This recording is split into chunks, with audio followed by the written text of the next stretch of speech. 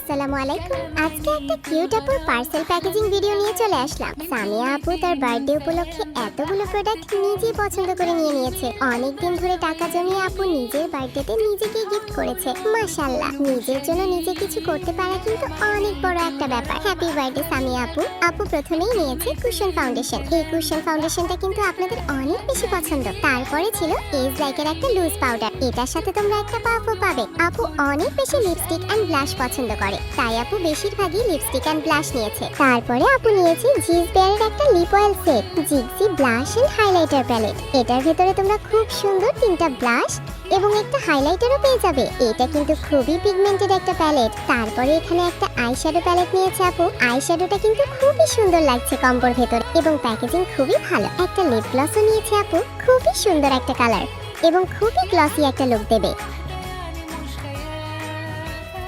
তারপরে